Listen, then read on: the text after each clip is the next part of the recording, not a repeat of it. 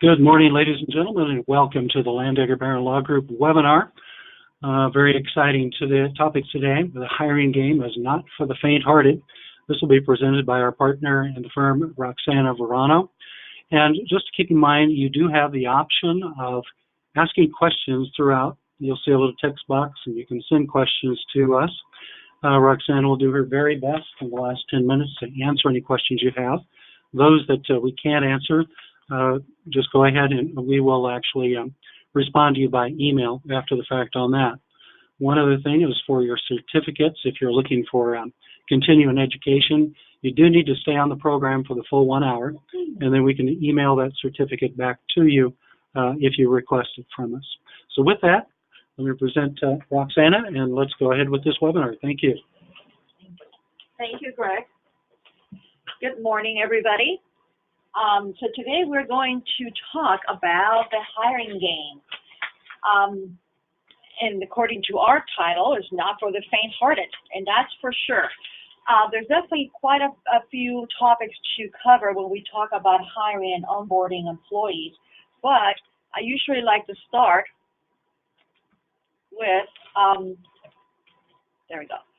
So we're going to cover a little bit of hiring process, hiring the best candidate, preparing for interviews, questions, what questions to ask, what questions not to ask, what's legal, what's not legal. So it's a very narrow topic, but we thought it would be a good idea to go through some examples to kind of make it clear as to what we can, the things that we can ask and the things that we cannot ask. So we always start, goes with the FEHA, the Fair Employment and Housing Act.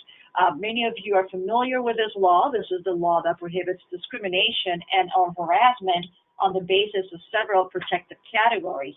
What people very often do not realize is that this law, the prohibition against discrimination, applies to all stages of the employment relationship, including in the hiring process.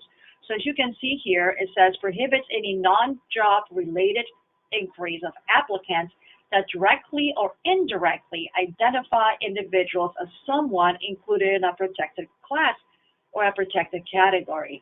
We have a few of them here. You can see marital status, age, citizenship, national origin, religion, mental, physical disability, medical condition, race, color, sex, gender, sexual orientation. And this is not a complete list of all the protected categories. But just keep in mind that the Fair Employment and Housing Act does apply to the interview and the hiring process, and we need to be careful that we do not ask those questions. As you can see here, it applies during the hiring process, whether it's the advertisement, applications, interviews. It applies to the training of employees. It applies to the determination of wages and benefits, discipline, reassignment, termination, like I said at the beginning, at the entire employment of an employee. So let's talk a little bit about applications, employment applications. California law does not require that an employer have an employment application. However, we highly recommend that employers do keep an employment application and the hiring documents. One of the reasons is that it allows you to inform employees of what the duties are, the hours and days that they're expected to work. It also provides you to an opportunity to have the applicant sign a document where he or she acknowledges that they understand that any falsification or omission of any material information that has been provided could be considered sufficient for a termination. So, so it's important to have that document. It will give you protection. What happens very often, sometimes we will hire somebody that looks great on paper, does a good job on the during the interview process, but then a few weeks later we realize that maybe he was not the right person or she was not the right person. So we're able to learn that they have maybe submitted the wrong information to the employer during the application process, and it gives you a basis to try to terminate that employee. A couple more specific things about the employment application. As of 2019, an employer cannot ask questions about salary history. The employer cannot ask questions about a criminal record in an employment application. Of course, any questions related to age are also not allowed in the employment application. Disability or gender, about the same. Now, the gender is slightly different. The regulations do not prohibit a question about gender. However, an employer cannot demand that an applicant identify themselves with one specific gender. So I've been recommending to our clients that if they have a question on the application that requests gender, male or female, it should probably have a little notation or something in parentheses saying optional. So in other words, we can still ask the question on the application, but we cannot demand that somebody identifies themselves with a specific gender. So a little bit more about salary history information. Salary history cannot be a factor to determine whether to offer employment to an applicant. Salary history, we know through some regulations that were passed last year, that salary history also includes benefits. So it's not only the compensation itself, but also any benefits. Now, an employer can ask what the applicant's salary expectation is. That is okay. You can ask the question, what is it that you're seeking to, what amount are you seeking to be compensated? But we cannot ask how much they were earning at their prior place of employment. The law also requires that employers provide a pay scale for the position upon the request of an applicant. And they have clarified since the law was passed that a pay scale means a salary or hourly wage range. And the term reasonable request means a request made after an applicant has completed an initial interview with the employer. So in other words, an applicant cannot submit a job application and at the same time ask for a pay scale. This is only reasonable means that they can make the request after they have completed the initial interview with the employer. Okay, let's see. Okay, they also clarified the term applicant. And the regulations told us last year that applicant means an individual seeking employment for the first time with your facility and not somebody who's currently employed in any other position or capacity. So meaning that this does not apply to an employee who is seeking a promotion or a different position within the organization, but is meant for an individual seeking employment and somebody who's not currently employed by the organization. Now, what happens if an applicant voluntarily and without any prompting discloses the salary history? And this very often happens during the interview process. The law would not prevent the employer from considering or relying on that information to set the salary for that applicant if you were to hire the applicant. However, the information still cannot be used to determine whether or not to hire the individual. That is the intent of the law, that employers should not use salary history to make a determination whether or not to hire an individual.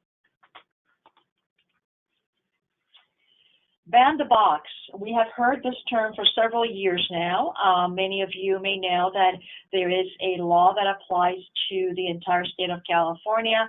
There's also some local regulations or local ordinance that kind of deal with the same situation, like LA City, LA County, they have their own ban the box ordinance.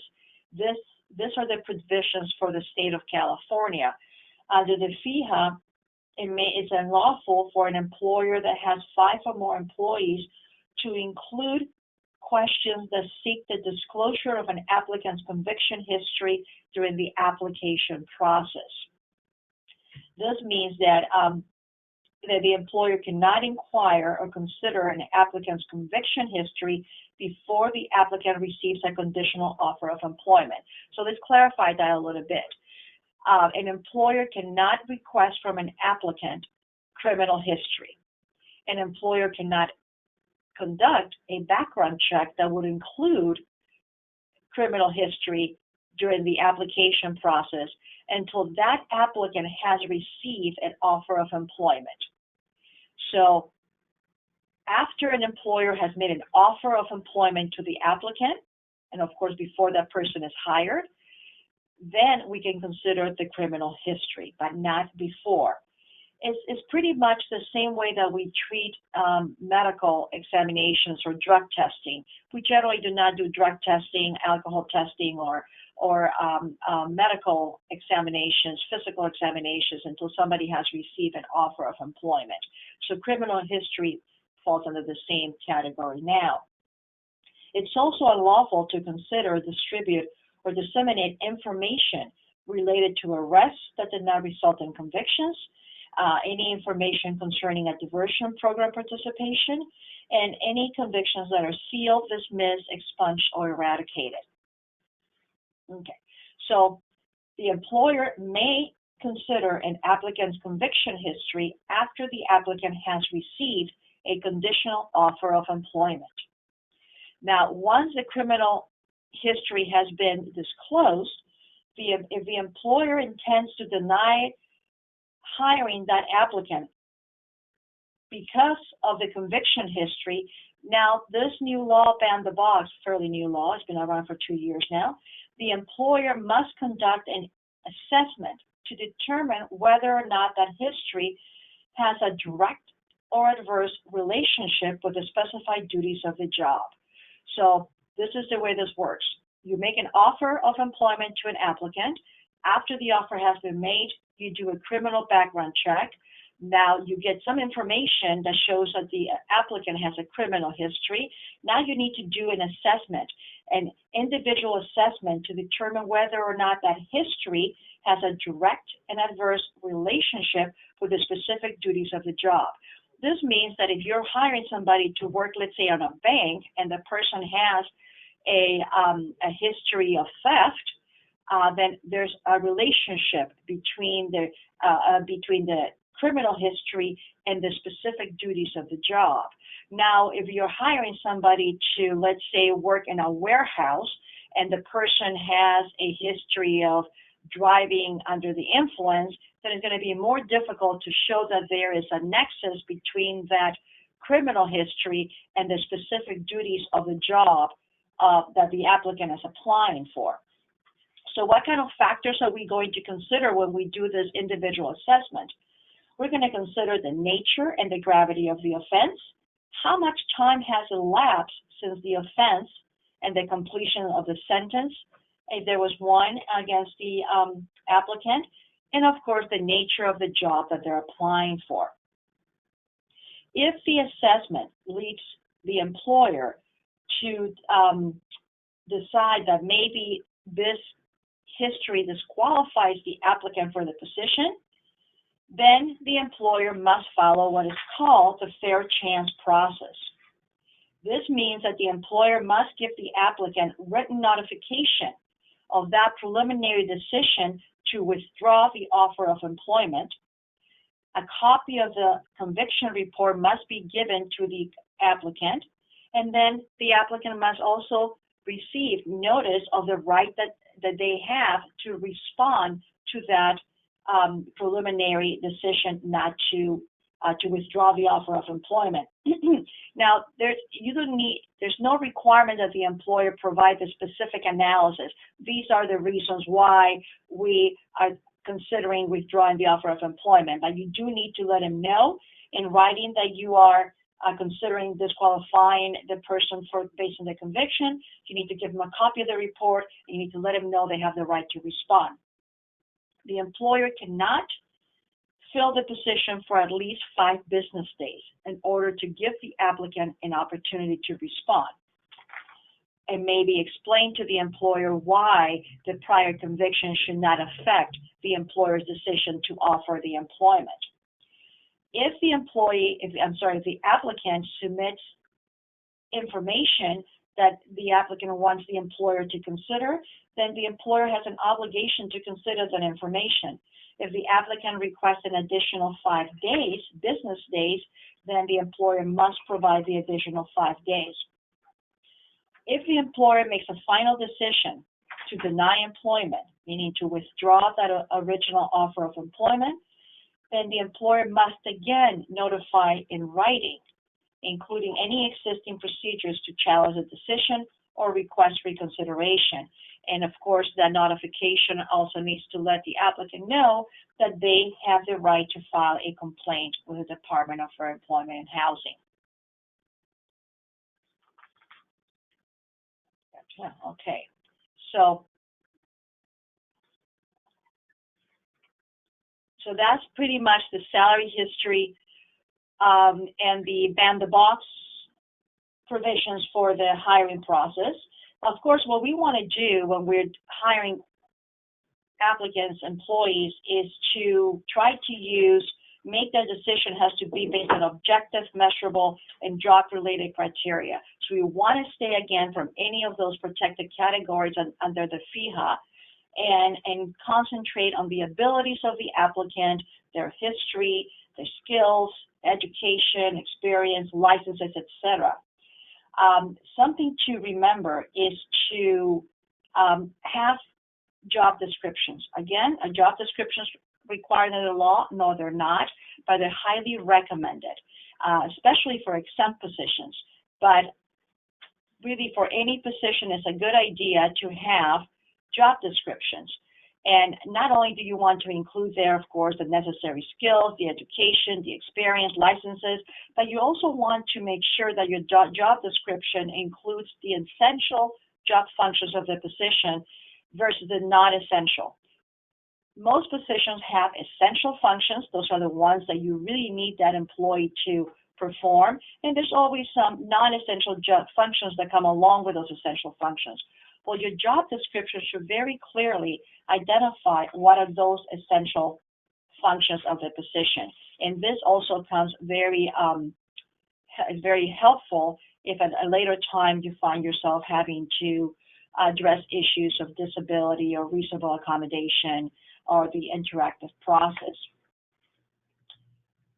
So it's important to update our job descriptions. Very often I find job descriptions that have been around for 10 years or 8 years, and they really should be updated every 2 or 3 years to meet the specific functions of the job.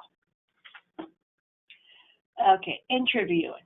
One thing that I like to say first about interviewing always is make sure that whoever is doing the interviewing is prepared to do the interview. Very often, we assign interview functions to maybe a local manager or supervisor, and maybe they have not been trained on how to conduct an interview, and that's where we get into these issues.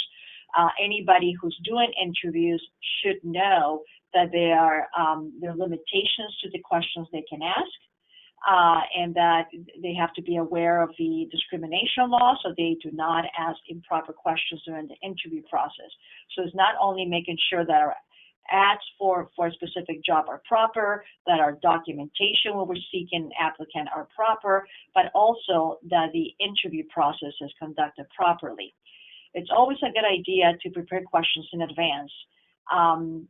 Make sure it's a good idea also to ensure that we ask every candidate the same questions. That way we can compare candidates based on the same information that we have received. Prevent asking wrong questions, like I said, anything that is any protected category. Remember that we cannot ask questions whether it's that directly or indirectly provides us information about these protected categories. The information should be, about the qualifications, education, licenses, skills, and then the ability to perform the job. Be careful what is asked during the interview process. Liability can result from asking the wrong questions. If you obtain protected information, and sometimes this happens without even the interviewer asking the questions, but very often the applicant will volunteer information. kind of just in the conversation during the interview process. If that happens, then I would suggest that protected information not be included in the notes of the interviews. Something that we see very often is maybe the person conducting the interview making notes on the resume. I always suggest that the notes be on a separate piece of paper, because you're not required to maintain those notes in the files. You can discard those, but you may want to keep the resume. So you don't want to include on the resume information that might be prejudicial at a later time. So for example, if somebody's conducting an interview and the applicant provides information, for example, somebody says, well, how do you hear about the job? Oh, the job opening. And the applicant says, oh, a friend of mine from church told me about it. Well, religion is one of those categories that is protected. So even though the applicant has voluntarily provided that information, I will make it a point not to write it down on the resume or the notes, because we do not want anybody alleging that we consider that protected information in deciding whether or not to offer a position to that applicant. So what are those questions that we cannot ask applicants? Race, color, religious practices, sex, pregnancy, sexual orientation, age, language skills, physical or mental disability, medical condition, medical history, workers' comp, gender expression, national origin, arrests, military. One time I had a client that was doing background checks on applicants, but not for criminal history, but they were doing it for filings, any court filings by the employee. There's nothing wrong with doing background or research on prior filings with the court, as long as they are civil court filings. And that sometimes is helpful. Sometimes we may realize that the applicant is somebody that has the practice of filing civil lawsuits against the employer. But what we need to be careful is that we cannot do it on workers' compensation, because workers' compensation would be disclosing information about medical condition or disabilities. So something to keep in mind, that if we're doing any civil searches, that we exclude any workers' compensation filings. Of course, we already talked about arrest. We have gender expression, military. These are all the protected categories under the FEHA. Some examples of what we can and we cannot ask. Let's see, what is your race? That's pretty obvious. That's unacceptable. Requiring an applicant to submit a photograph at any time prior to the hiring will be unlawful. Requesting that the applicant submit a photograph at their discretion would also be unlawful. Oops, I think, okay. Questions regarding birthplace of applicant, questions about an applicant's accent, requiring production of naturalization or alien card prior to employment. Remember that you are required to request that documentation through the I-9 form, but that is done after the person has been hired and is supposed to be done within 3 business days after the person has begun employment. Questions as to whether applicant's religion prevents weekend or holiday work, that will be unacceptable. Now, what an employer can do, an employer can let the applicant know that our normal business hours are Monday through Sunday, and we're open from 8 o'clock until 5 o'clock every day. So we can notify the applicant of what the expectation is as far as the availability, but we cannot ask them specifically whether they will be prevented to work on the weekends or a holiday due to their religion. Questions about availability to work on weekends, nights, or travel, that will be acceptable. This is a little obvious. Obviously, we cannot ask applicants, are you expecting? Are you pregnant? That's pretty obvious. Or any questions about future marriage, questions about a spouse, childbearing plans, childcare plans. Do you have children? Do you plan to marry? Who will care for your children while you're working? All that would be unacceptable. No age-related questions, birth dates, dates of attendance, of completion of school. Many of you may recall many years ago there used to be a question about whether the person attended high school and when they graduated from high school. Well, we removed that information from the application many years ago because obviously that will provide information about the specific age of the applicant. Questions about physical or mental condition. Do you have any medical conditions? We know we cannot ask questions like that. Are you disabled? That's prohibited. Have you had any previous work-related injuries? Again, not allowed. Any previous problems with your attendance? And then with a follow-up question as why, that would indirectly solicit information about any disabilities. Now, what is allowed to ask is, can you meet our attendance requirements? You know, you can always disclose or share with the applicant early on that you have that attendance is an essential function of the job, and that there's an expectation that people would comply, will be able to comply with the attendance requirements. A good idea to express or share that with the applicant, because that's the kind of question that is allowed under the law. Can you perform the job functions of the job? This is why you want to have a job description that allows the applicant to understand what are the expectations of the position, what are the duties of the position, and then you can ask the question, can you perform the job functions of the job? So it's a way for you to find out if somebody has the ability or the capability physically to do the job without asking a question like, did you have any medical conditions? Or do you have any disabilities? Like I said before, proper note-taking tips. Notate only job-related responses by the applicant. Avoid noting or making notation of any stray comments by the applicant.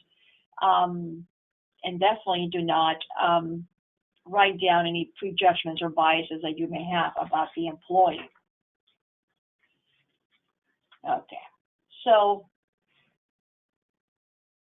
once you have determined whether you want to hire somebody or not, you can have a qualified applicant that you do not select for the position, and that's okay if the reason is that there was a more qualified internal candidate that was selected. The candidate was considered, maybe was hired for another position within the company, that's okay too. Maybe you found other candidates that were better suited for the position based on objective criteria like education, experience, or skills. Or maybe the applicant decided they were no longer interested. Those are all obviously valid reasons not to offer the job. Now, what does it mean when somebody is not qualified? We're very, very often you find out through the interview process or the background of the reference process that the employee was not eligible for rehire at a different location. That's a good basis not to hire somebody. Maybe the availability of the applicant, it's not compatible with the position that you require, and that's why you need to ask those questions. When are you available? Maybe the candidate did not respond to your phone call. Maybe you set up a second interview and that person did not return your phone call or your email. That's a good reason not to offer the position to that applicant. Qualifications were not sufficient. Maybe there was relocation that was required. Always be very careful with somebody that needs to relocate in order to take a job that you're offering, because there's a statute that may, if you decide to terminate that employee shortly thereafter, you can have some liability under the labor code. If somebody has a salary requirement that is too high, that's a good basis not to offer the position to the applicant. And some of the other ones are pretty common. So we're going to go through some examples here as to what is allowed and what's not allowed. What is your current address? That is allowed, that's legal. What is your previous address? That's also allowed. There you go. Okay, I was missing the other click. So these are the kind of questions that are legal. Who do you live with? That would be not legal, because then you're asking questions about whether the person's married, whether they're single, whether they have children. How are you related to the people you live with? Same thing. Have you recently been arrested for anything? That is not legal. Again, like we discussed at the beginning, prior criminal convictions, including traffic violations, are not legal. What days and shifts can you work? That's legal. Are there shifts you cannot work? Are there any responsibilities you have that could make it difficult for you to travel for work? See, that's a tricky question, but that is a legal question. Obviously, if somebody has children, they may say to you, no, I cannot travel because I have a family. Well, that's okay if they gave you that response, but your question itself was not illegal, because it's just asking. You're letting them know what your expectations are. We need somebody to be able to travel. So the question, are there any responsibilities you have that could make it difficult for you to travel for work? That is a legal question. Do you have a reliable way of getting to work? That is also a legal question. Are you a U.S. citizen? Can you provide a birth certificate? What country are your parents from? What is your background? Where were you born? How do you learn Spanish? Those are all questions that are not legal. Now, if you have a position that requires a second language, it is okay to put that as a requirement of the position. It's okay to say we need somebody who speaks Spanish or French or whatever that might be. But the question, how did you learn Spanish, will indirectly seek information about their national origin. So that would not be legal. So as you can see, very often it's just how the question is asked, and you can still get the same information as long as you ask the question properly. Are you legally eligible to work in the United States? Can you show proof of citizenship if we decide to hire you? Generally, the question is, can you show proof of the right to work in the United States? That is a proper question. Are you known by any other names? That is also allowed. You're not asking about maiden name. You're not asking, well, what was your maiden name? Because then that would indicate that you're asking whether the person is married or not. But you can definitely ask the question, are you known by any other names? Can you speak, read, and write English? All those questions are legal questions. Okay, these are questions related to disabilities. This position requires spending long periods of time being on your feet, lots of dexterity with your hands and wrists, and the ability to lift over 25 pounds. That would be a legal question. Again, you are communicating to the applicant what are the requirements of the position. So you make it clear, you put it out there, and the person says, yes, I can perform those duties. Then you have not asked for any disability question, but they're telling you in a different way that they do not have a disability. If later on you were to find that that person does have a disability, then you can terminate that person because it was very clear that because you made it very clear at the beginning the expectations, and they were not able to meet those expectations. So the proper question is, can you perform all of these functions with or without an accommodation? It's very important that if you were to only ask, can you perform all of these functions, that would be against the law.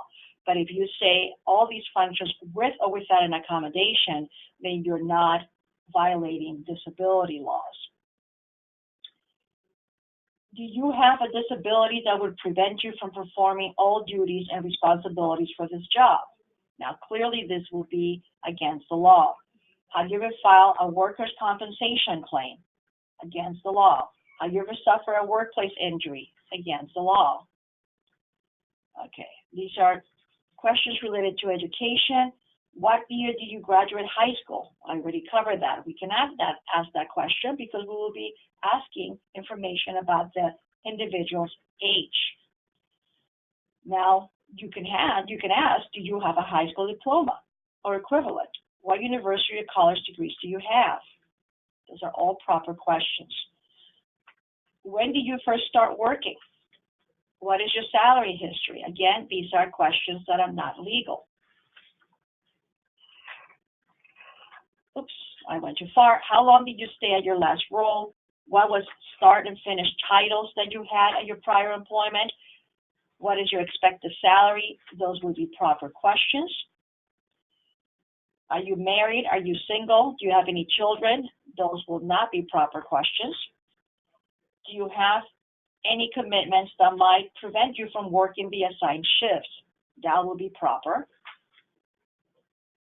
What experience and training did you receive while serving that will be beneficial to this job? And now we're talking about military service. That will be a proper question. Because again, we're talking about the skills or the experience of that person. What would not be legal will be to ask, what were the circumstances around your discharge from service? Or something like, I see you served in the Spanish Army. What experience and training did you receive while serving that will be beneficial to this job? Again, this is seeking information about the national origin. So that's why that would not be a proper question. Are you a member of the local country club? Or questions like this will not be appropriate, and I know we're running out of time, so we're going to kind of skip a few of this. Have you ever worked for us before under any other name? What are the names of your personal references? Those are legal. Do you ever change your name through marriage or court application? What is your name? Those would not be legal. Will your pregnancy prevent you from working a full-time schedule with us? Believe it or not, I've had clients that have asked that question. That is definitely not legal. You have a very interesting look. Where does that come from? That would not be legal.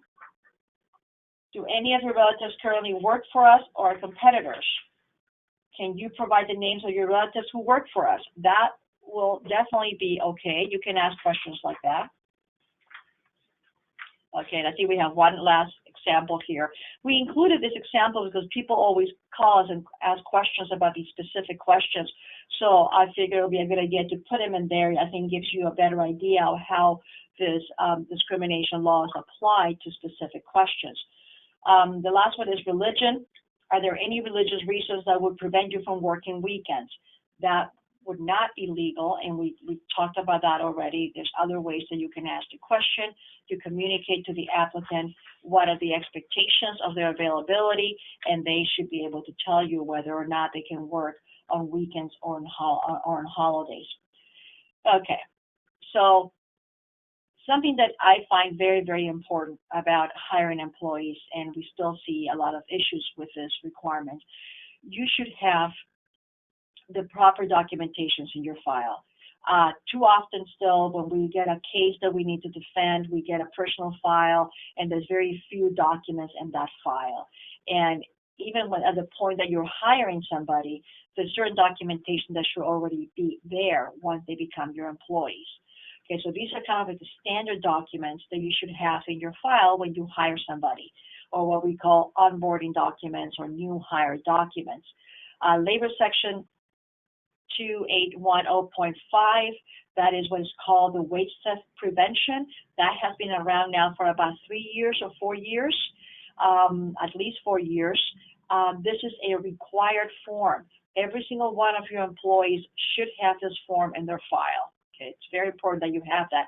If for whatever reason you don't have those forms, then you need to go and implement that right away and put that in your employees' files. Of course, you're going to have your W-4 forms. Those are for your taxes. Very important to have your I-9 verification form. That's the one that allows you to verify that the person is permitted to work in the United States. A couple things I want to say about that. You need to follow the instructions on that form.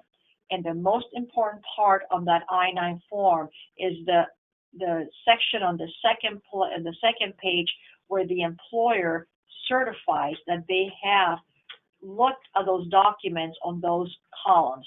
You may recall that there's an A, B, C column. The applicant or the employee can show one document from column A, or they can show, in the alternative, one document from column B and one from C. all that you're required to do is follow the instructions. And something to remember that I've seen lately, the employer cannot demand a specific document on those lists. As long as the documents are listed on those columns, then the employer must accept whatever document the applicant, the employee, is providing. So we cannot say, no, we're only going to hire somebody who has a passport. No. You need to follow the instructions, and as long as they comply with the requirements of the I-9 form, then you are required to hire them, to allow them to continue to work once you have hired them. And remember that the section where the employer certifies that they have gone through that process is the most important section. That is the only section that when ICE shows up to do audits, they're only going to check that little certification section by the employer.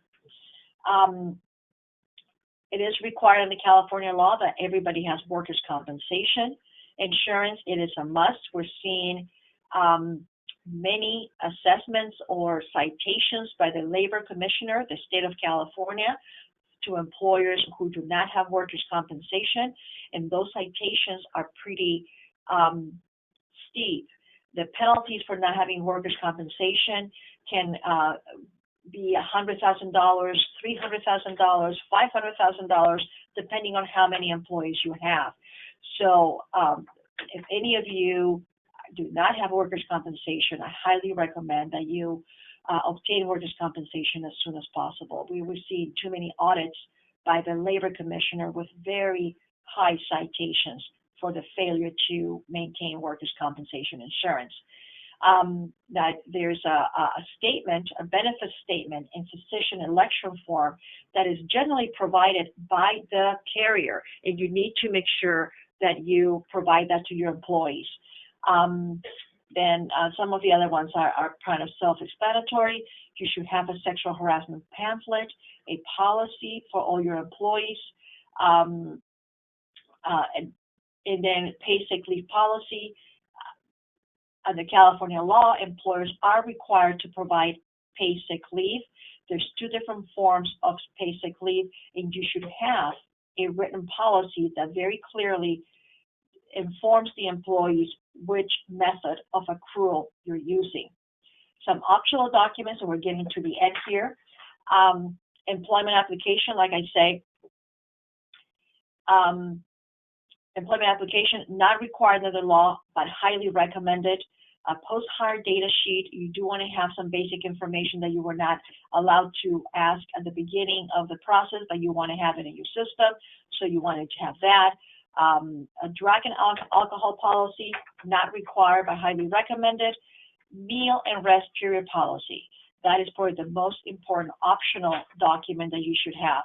You should have a standalone meal and rest period policy that each employee signs, acknowledges at the beginning of employment. Employee handbook, we usually recommend one for any employer that has between 15 and 20 employees. And like I said before, job descriptions are also very important. Document the application and new hire process. Documentation is always key. Provide a copy of each document reviewed and signed by each new hire. Obtain as many acknowledgments as you can. And probably the most important rule that you're going to have is do not hire anyone that refuses to follow your application or new hire procedures. That's probably the most important thing. If you take anything away from this presentation, is that if somebody starts saying, well, I don't want to sign that, I'm not sure about that, don't hire them, because you don't want to have somebody like that in your employment. Okay, I think we've run out of time. Okay. Okay, so we have a few more minutes. I have a few more that I want to cover here. Why is documentation so important? I always say that your personal file should tell an entire story of your employee from the moment that they were hired until the last day of employment. It should be a complete history of that employee. Anything and everything can go in a personal file. I always say if it was worth talking about, then maybe it should be documented. Actually, it should be documented. So let's say that you have a verbal conversation with an employee. But you don't want to give the person a written warning. You just want to kind of have a conversation, which is really the equivalent of a verbal warning or verbal counseling. I personally prefer to use the term counseling rather than warnings. That even though you may not give something to the employee to sign to document that verbal counseling, nothing stops you, the supervisor, the employer, to just make a notation of that and put it in the file. On such a date, I had a conversation with so-and-so about his attendance. And there's a document that memorializes that conversation. So it's very important to keep a complete file, like I said, on each employee. So you want to have in there any counselings. You want to have, any statements if there's any issues, investigations, although you do want to keep your investigations on a separate file, any performance improvement plans, any evaluations, all that should be part of your file. Something else that I always tell employers when I do training is it's key to be honest with employees. Once you have hired them, you're going to put them in some form of orientation. Orientation is important, so there's clear understanding of the expectations of that employee when they start working for you. But then once they start working, it's important that you communicate with that employee. If that employee is not performing to your expectations, it's only fair to let that employee know that they're not performing to your expectations. It's only fair to give them an opportunity to try to meet your expectations. But that requires that you be honest with them. Too often we see situations where somebody's terminated, an employee is terminated, let's say for performance, but there's nothing in the file that indicates that there was a performance issue. And when I question the supervisor about why this was not communicated to the employee, they'll tell me something like, well, we didn't want to make the employee feel bad. We didn't want to put anything in writing that might affect, his history. It's quite the opposite. It is necessary to be honest with that employee so that person has the opportunity, like I said, to meet our expectations. And once you have been honest and you've communicated your expectations, if they still did not meet your expectations, then it's fair to terminate them. Avoid terminating employees based on the at-will doctrine. The at-will doctrine is still valid in the state of California. For those of you who are not familiar with the term, that means that an employer can terminate an employee at any time without cause or without notice, the same way that the employee can leave your employment at any time without notice or without any reason. However, I always recommend against terminating somebody based on the at-will doctrine because it's the equivalent of terminating somebody with a blank piece of paper. So if somebody is not performing to your expectations, then and you're going to terminate them, then you should let them know that's the reason why, because you did not meet our expectations. Maybe this is not the right place for you. This is not a right fit. So it's important to communicate that to anybody who's being terminated as well. Couple things to remember. Once the employee, whether it's a current or former employee, they have the right to inspect their personal file. And they also have a right to receive a copy of the personal file, not only to inspect it. The employer has the obligation to provide the personal file within 30 days. And then they have an obligation to provide the payroll records within 21 days. So there's two different timelines here, important to remember. I still see employers providing the personal files and payroll files at the same time within the 30-day time window, and the payroll records were actually due 21 days after their request. So 21 days to provide payroll records and 30 days to provide the personnel record. And this usually happens when somebody leaves your employment. It's generally a former employee who requests to see their file. Very important that you maintain records for at least 4 years. Not 3 years, but 4 years.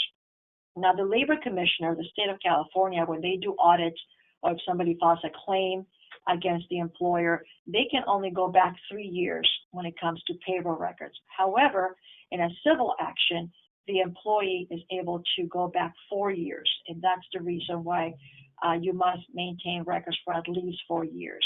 I generally say 4 to 5 just to make sure that you have some additional documents there. So definitely, I would recommend 5 years. I still see too many people keeping only for 3 years because they say, yeah, but the claim can only go back 3 years. Well, not in civil court. So you want to have it 4 years. If you're using a payroll company to do your payrolls, make sure that whatever contract you have with them requires them, the payroll company, to keep your records for 4 years. Okay. Again, I've seen cases where the payroll company only has them for 2 years, and when I question why they only have them for 2 years, the payroll company will tell me, well, that's what the contract requires, that's what the employer requested. So make sure that it's 4 years under your agreement. Okay, finally, I always like to cover the 2016 California Fair Pay Act. This has been around for about 3 years now, but as you can see, this law prohibits an employer from paying any of its employees wage rates that are less than what it pays employees of the opposite sex for substantially similar work when viewed as when considering the skill, effort, and responsibility and perform under similar working conditions. So as you can see, this is the basic law, and it can get a little bit complicated, but they have given us some clarification as what substantial similar work means. It means work that is mostly similar in skill, effort, responsibility, and perform under similar working conditions. And then they give us a little bit more definitions there. You can take a look at that.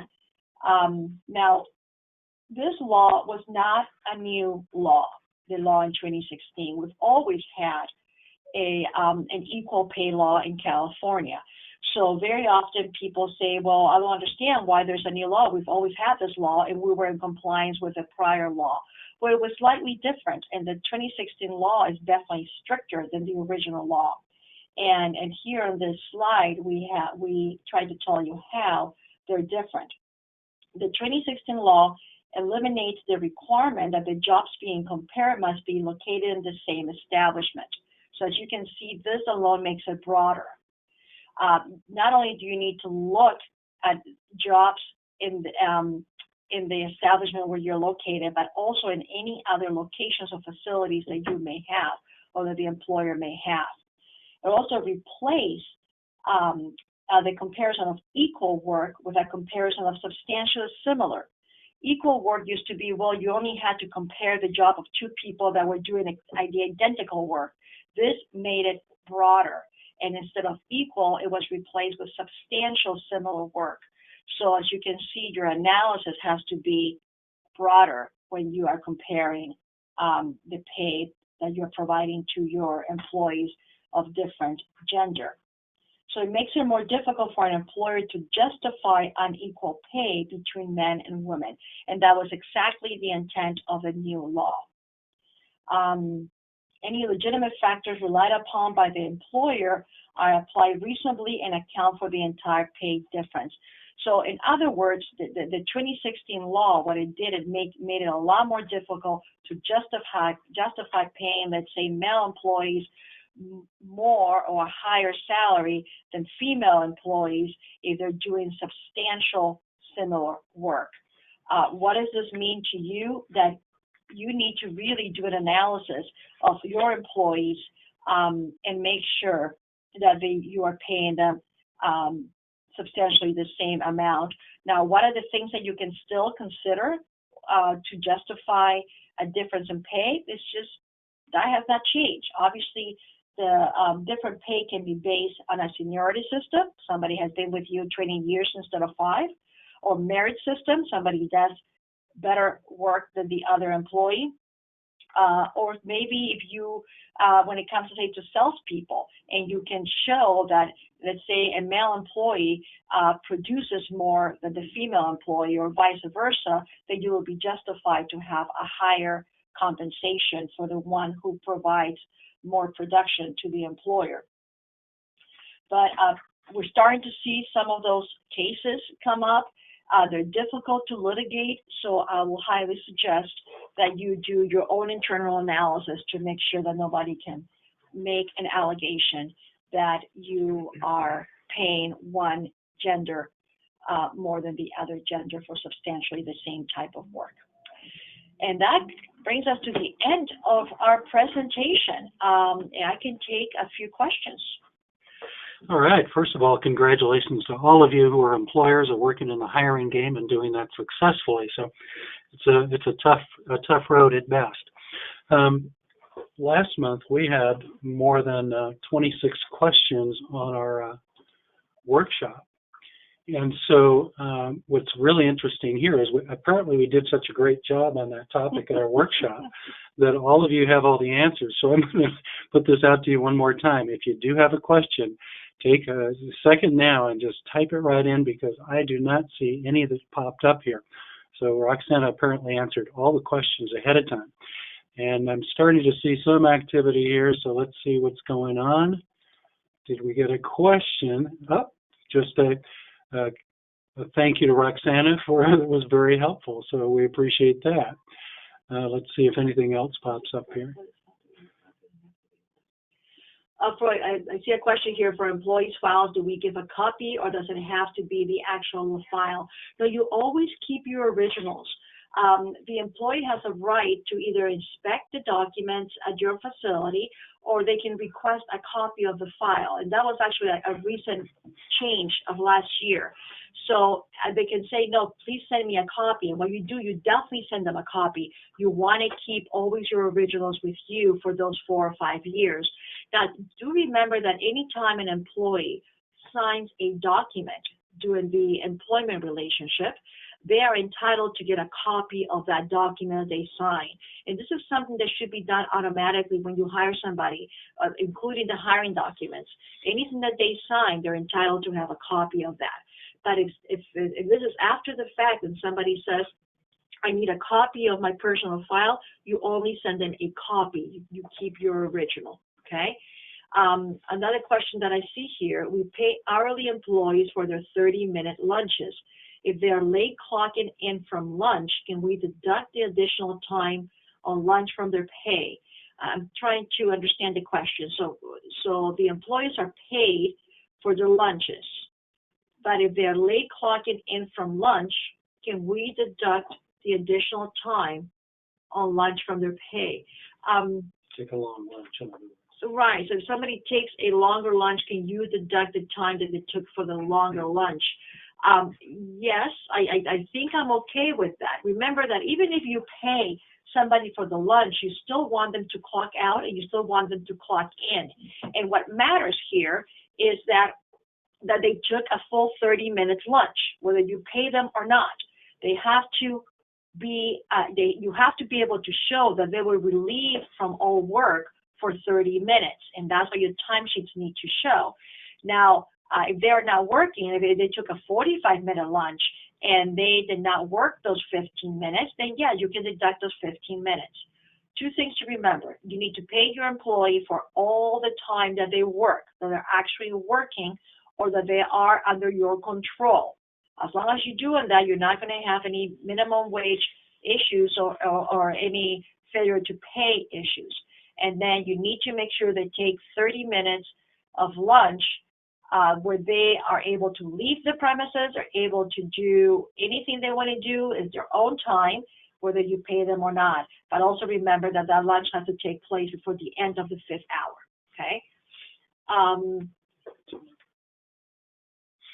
Can we ask the dates of the start and completion of a postgraduate degree? Yes. The only date that you cannot ask is the one for high school, because everybody pretty much graduates from high school when they're 17 or 18, and that would indicate the age of the person. As far as dates of attending college or any kind of postgraduate degree, yeah, you're allowed to ask for those dates. It's only high school, the one that you cannot ask. And I think that's all the questions that we have. If anybody has any other questions, please feel free to send me an email. either to Greg or to me, and I'll be glad to answer those questions. I know sometimes it takes me a couple of days to get back to you guys, but I will try to get all those out to you as soon as I can. Thank you very much. All righty, then thank you very much. And once again, just send me an email if you want that certificate sent out to you. Thank you, and we'll talk to you again. And by the way, you're welcome to join us on our new workshop for July. It'll be on July 26th on a great topic, probably exempt employees. And so look for that on our website to sign up for that. Thank you again. Bye now.